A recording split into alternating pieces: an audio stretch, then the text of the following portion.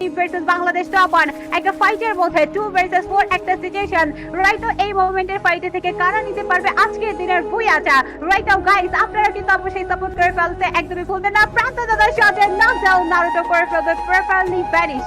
2 versus 3 situation. প্রান্ত দাদাকে এবার আটকায় কে শটের মধ্যে এন্টার করা ট্রাই, ওয়াল বেল্টার ইউজ করা হচ্ছে, বাট সেই ক্ষেত্রে প্রান্ত এবার ফ্রিজে ইউজ করবে। ব্যাক সাইড থেকে এন্টার করা একটা try, M590 back to back damage গুলো ছুড়ে যাচ্ছেন তার সাইড থেকে, নকডাউনটা নেওয়ার একটা ট্রাই করছে। আলিফ কিন্তু একদমই চুপচাপ বসে নেই, আলিফ তার ঠিক স্নাইপারের অ্যাঙ্গেল গুলো ক্রিয়েট করছে নকডাউনটা নেওয়ার জন্য।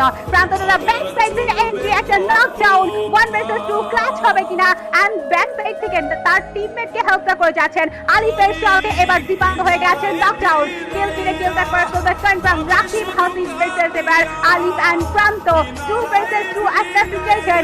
বাংলাদেশ টপ ওয়ান এবার তাদের ভুইয়াটা সিকিউর করার উদ্দেশ্যেই থাকতে পারেন, যেখান থেকে প্রান্ত দাদা ও নাইস শট আলিফ এবার গেমিং আসিফকে করে ফেলছে নকডাউন, লাস্ট শট দাদার।